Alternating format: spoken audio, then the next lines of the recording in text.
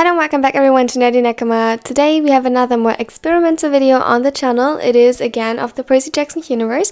However, this time it's about SolAngelo exclusively, for the most part, and it's called Lethe into Oblivion. I'm super excited for this. I hope you are too. Enjoy!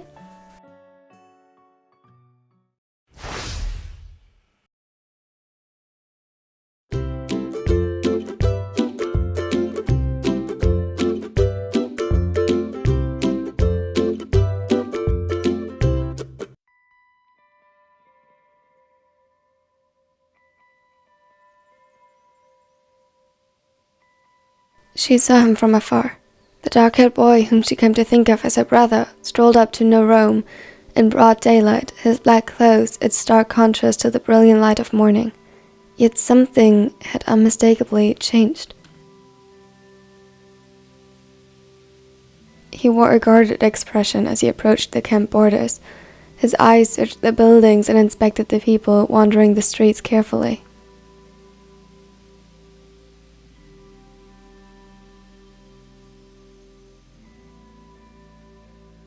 As if he was seeing them for the first time. Reyna frowned. She watched as Nico approached and summoned her greyhounds to her side to assist should the Hades child bring bad news. She didn't like the caution in his eyes, exceeding what he usually presented when at one of the camps.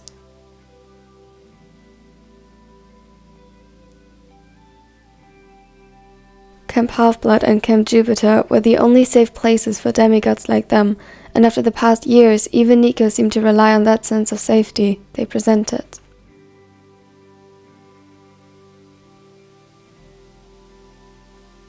Nico? Once he was close enough, she called out for him. The routine checkups the Praetor had planned for that morning could wait, particularly when there were more pressing matters to attend to.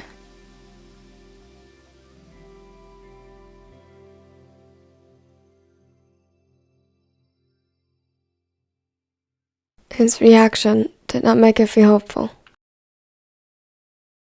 He flinched despite being on guard. Undoubtedly he had noticed her from afar already. His eyes narrowed as he stepped closer and regarded her and her dogs with the same caution he inspected the buildings with.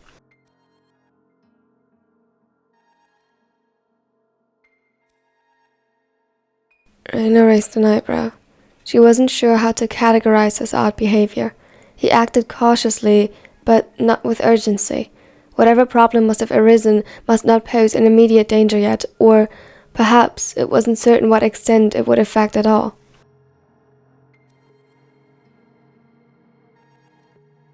Nico, what is the problem? Is it a monster, or... How do you know my name? Reyna froze.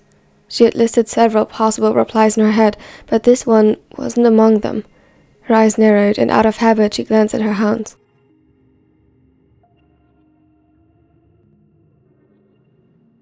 It was a question, so of course there couldn't be a lie to detect. Quickly she adjusted, remaining as composed as she could in the face of uncertainty.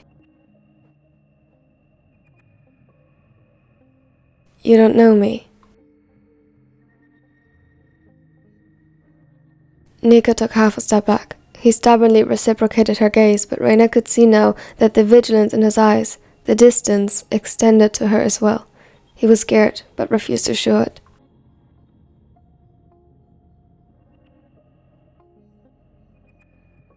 No. He shook his head, and again Reyna glanced at her dogs to confirm. She knew they'd have given her an audible confirmation had they detected a lie, but it was so unbelievable she had to double-check. Should I?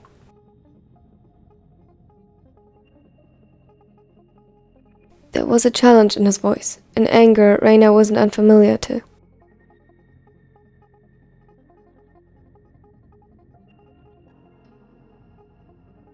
For a moment she kept her eyes on the greyhound to her left. Although known for her composure, this was difficult. A sharp pain echoed in her chest like a dagger being repeatedly thrust between her ribs.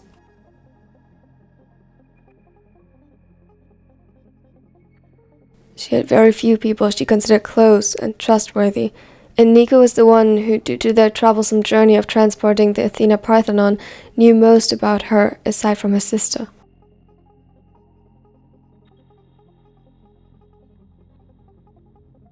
Or at least, he used to. The animosity in his eyes caused an old sense of betrayal to stir up inside her that she knew to be irrational. The praetor forcefully shoved the painful memory aside to make room for what mattered.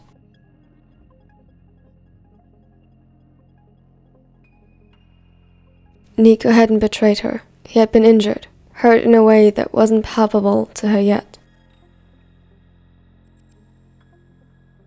With a deep breath, she turned to the one she called her brother and scanned him from head to toe for any hints of what could have invoked that change in behavior.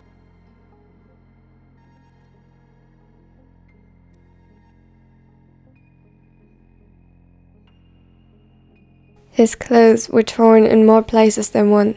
He sported bloody cuts and bruises in plenty, just on the few patches of skin visible, and where the sleeve of his right arm had been ripped open, claw marks dug into his flesh.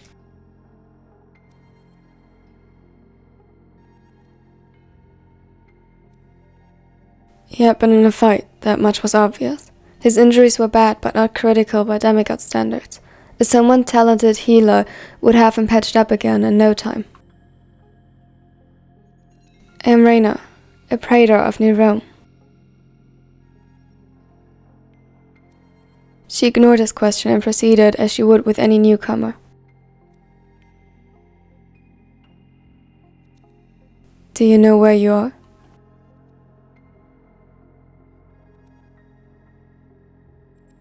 Nico clenched his jaw, and she wondered if perhaps a head injury could have caused his confusion. Was he close by when he had been attacked? And that's why he had made it to camp?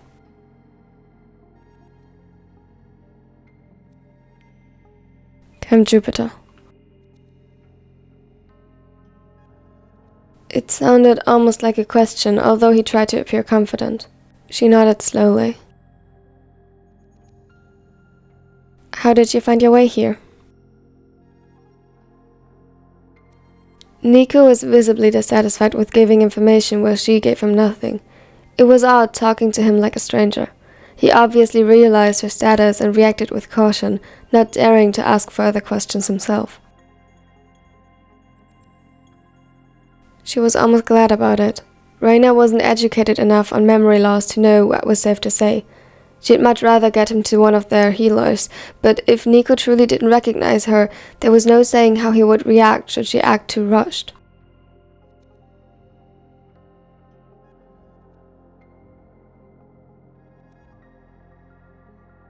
My father told me the way. I'm an ambassador of Pluto. Huh. They had this conversation before. This was good. She could try to map out his memory loss, assuming it was linear. He introduced himself like this the first time when he brought Hazel to camp, so perhaps there was hope that he hadn't lost as much as, for example, Percy and Jason when Juno messed with their memories.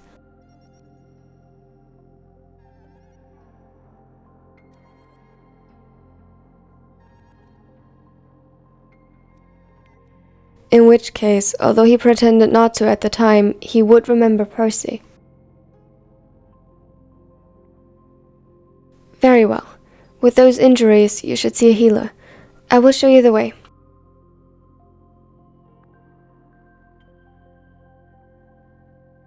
It wasn't a question, and she counted on the possibility that Nico would comply, not to cause suspicion. He did.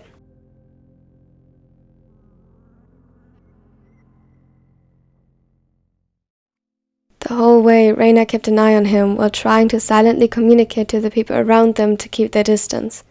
She hoped they would make it to the infirmary before they crossed paths with anyone Nico might have forgotten. The only ones here at camp he might know closely were Percy, Annabeth, Frank, and Hazel, should her timeline be correct. It caused all the more dread to fill her when she spotted Jason from afar. The son of Jupiter had visited the camp named after his father to make good on his promise to build shrines for the lesser-known gods, yet his timing couldn't have been worse.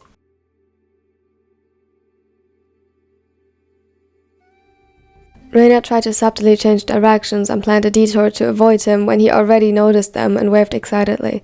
This early in the morning, there was no crowd to disappear into, and even then Nico would have undoubtedly been spotted in his black attire. Hey, Reyna! Jason, good morning. This is Nico. He just arrived here. She interrupted him quickly, hoping to hide the fact that Jason very obviously knew Nico already. The warning she tried to communicate with her gaze, however, seemed to go over his head. At least, it didn't have the intended effect. But then again, how do you communicate, "Shut up, our friend whom we share a deep connection with due to trauma bonding has forgotten all about that and doesn't know who we are, and we don't know what reminding him will do," with just one gaze? What's going on? Where's the threat?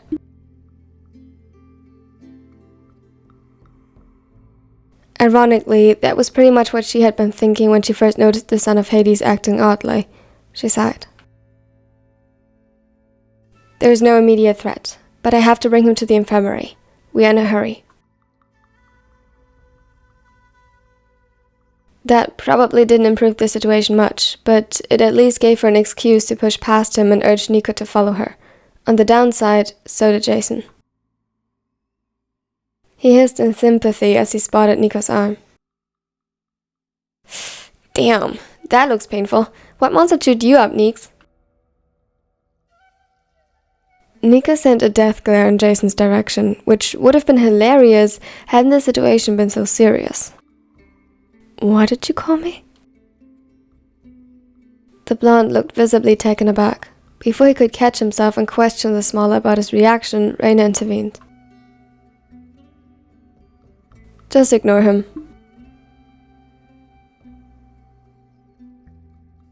That provoked more protest from Jason, but she sent him another glare to shut up, and this time he got the message. His expression settled into a frown and he glanced back at Nico in concern. Reyna straightened her back, determined to pretend nothing was wrong aside from Nico's obvious injuries. As much as it pained her to see him hurt, it was a stroke of luck that he could use them as an excuse to determine their course of action.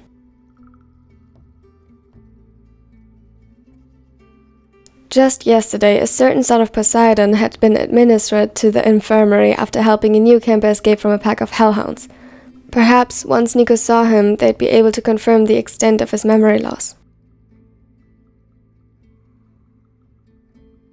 That is, if they managed to keep Percy in the infirmary for that long, but Reyna trusted that Annabeth would see to that. They arrived, and upon stepping inside, Reyna gestured for Nico to sit down on one of the empty beds closest to Percy's, which was separated by a curtain. She called for one of the medics while Jason settled for standing off to the side. It is not that serious. Nico's eyes wandered around the room in the same alert motion from before. He was anxious and anxiously grasping for something to regain orientation while trying to appear calm. That being said, perhaps it was just wishful thinking, but as soon as they entered the infirmary, he seemed to calm a little. Something almost expectantly in his gaze that the praetor couldn't quite place. Under normal circumstances, she would have asked, but, of course, that wasn't possible at the moment. She wouldn't have been given the chance though either way, because the moment Nico's voice echoed through the room, the curtain to his right was ripped open and the dark-haired flinched.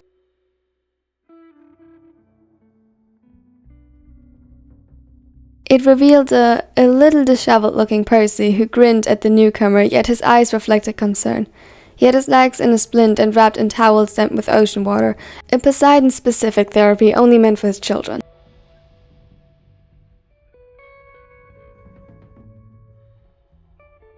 He looked good for someone who had been a hellhound's chewing toy merely a night ago.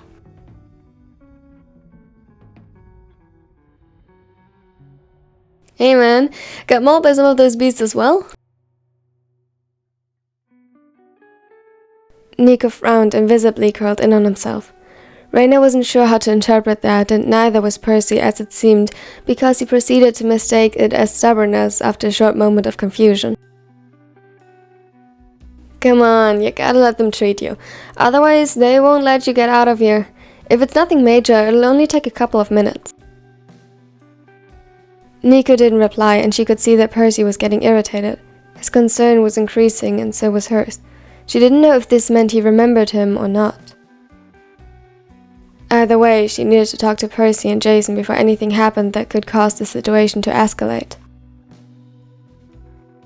Luckily, one of the medics arrived just in time, told Percy if he insisted he could leave, and turned to Nico per Reyna's command. The boy still looked visibly uncomfortable, and dare she say, disappointed, but didn't object the turn of events. With a swift motion, the praetor grabbed onto Percy's and Jason's arms and dragged them outside, much to their disapproval. She only stopped when they found an empty spot at the plaza opposite the infirmary building. Wait, shouldn't we be there with him? Or finding out what happened? I intend to, but I doubt he'll be able to tell us. They looked at her confused, and she took in a deep breath. This was a mess. In all the confusion, she didn't have the time to react to the information she had been given, and even now, she had to stay composed for everyone's sake, including Nico. Particularly Nico. It is not just the injuries. Nico has memory loss. Wait, what? What do you mean? Like me? When I came here? I don't know. Another deep breath. He arrived at the camp a few minutes ago. Injuries and all, though I don't know if he got those before or after he lost his memories. He acted strange and asked how I knew his name. When I asked in return if he knew me, he answered no. She had to pause and grit her teeth together to keep her reaction at bay. She didn't even lift her eyes to assess how the other two were taking the information. But nonetheless, he found his way to the camp, and said his father showed him how. He introduced himself the same way as when he brought Hazel, so I hoped he might recognize you, Percy. I'm not sure though if that's the case. In any way, I think we can safely assume that it wasn't Juno this time, seeing as the camps are already united. She looked up determined, but Percy and Jason were visibly struggling to process the information. They had both experienced something similar firsthand. It was bad luck that it was the two of them who crossed their path just now. Bad luck. Or fate. Reyna sincerely hoped this wasn't another sort of divine intervention. She had enough of those. It could be.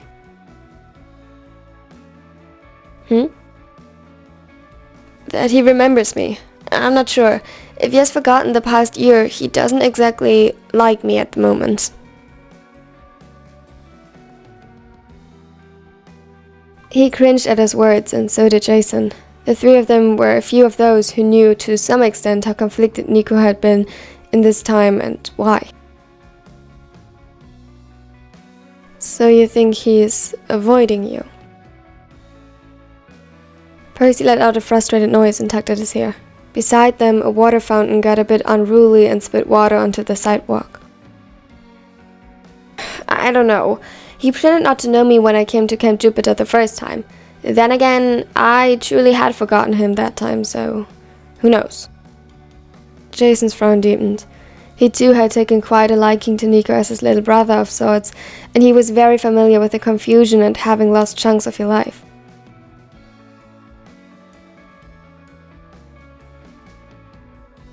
Does he know that he has forgotten some things? I'm not sure. Once I realized I pretended everything was normal for the time being, and that I didn't know him either. I was scared he would leave otherwise or not believe me, because why would he? But Nico's smart. He knows that something is up. And once he realizes that he doesn't know what injured him, he is sure to find out. Jason nodded, his expression serious. If we are unsure about Percy, perhaps we should get Hazel. Aside from Annabeth, she's the only one he knew well before the whole Gaia thing. Reyna nodded slowly. She didn't like where this was going. Every time things settled down, something else was thrown at them. I will go check on him. Jason, could you... She was interrupted by the very same medic that ought to care for the Hades son at this very moment as he stormed out of the building. He looked around frantic and searching. What is going on? Her voice echoed above the chaos and confusion that slowly started spreading and infecting the bystanders around them. Pray to Reyna. The patient you brought, he vanished. He asked for another, the head healer, and after I told him that was me, he asked me to get someone else, and when I returned, he vanished.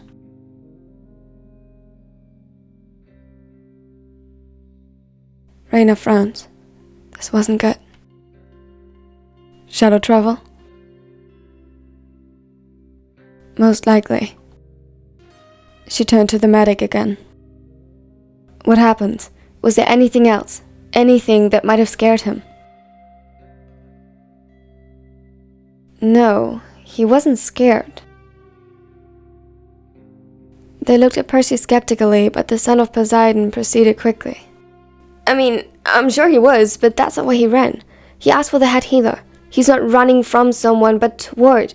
He's searching for Will. Of course.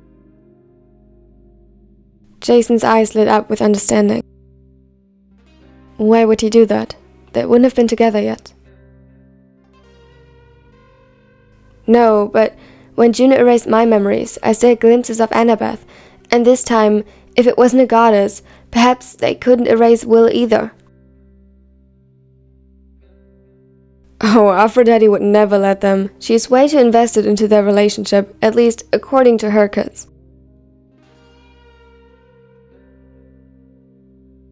So, perhaps the infirmary caused him to remember something, and when he realized that Will wasn't here, he left. That's why he didn't resist when I suggested he get his wounds treated. It made sense, but the tension remained. They had lost him out of their sight, and in his current state, that couldn't go well. So, are we to assume he's just out there, wandering and calling for him? If he knew how to get to Camp Jupiter, perhaps he knows how to get to Camp Half-Blood as well, assuming he knows Will is there. Great, so best case, Nico shows up at Camp Half-Blood, memory wiped, and unsure who to trust and what to do. That's not gonna go wrong at all. Reyna listened as she pondered the options in her head over and over again. No matter how sarcastic Percy made it sound, that was their best case. Nico was nowhere safer than in Camp Half-Blood, aside from New Rome, of course. Jason, alert Frank and Hazel, will start a search party. And Percy, you give a heads up to Camp Half-Blood. They need to tell us immediately if he shows up, and Will needs to be warned. I don't want to know what it would be like for him to meet Nico again, only to realize he has forgotten him. Well, not entirely, right? Not worth the risk. Let's go. They set into action, while a good distance away from them, a dark shape of a teenage boy materialized out of the shadow of a large pine tree. His body fell to the ground with a thud, and yet no energy left to suppress the pained whimper escaping his throat. His whole body hurt, and he could feel a sickly warm and sticky substance flowing from the gashes on his arm and side. What fabric was left of his clothes drank up the blood as though his quick journey through the shadows had reopened the wounds.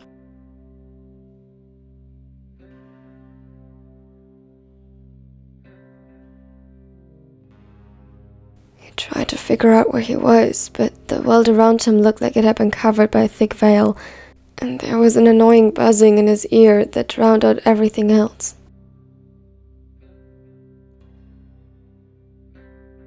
He was so tired.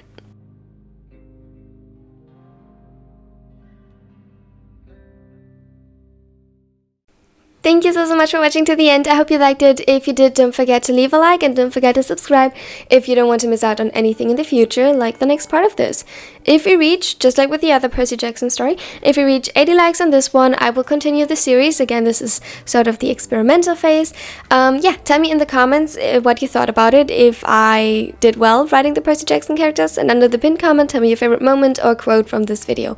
Special thanks as always goes out to my nerdy Nikos. Also, welcome Piano Boy, thank you so much for becoming a channel member. And these are my other social media, check them out if you want to. And now, there are more videos in the end cut. I heard they're pretty good. Most of them haiku, but obviously we also have some Percy Jackson videos to check out. It's starting slowly on the channel, and now I hope you have a wonderful and amazing day. Bye! Step 4. Everybody just do your thing. Wake up, today's gonna be a good day. Wake up, today's gonna be a good day.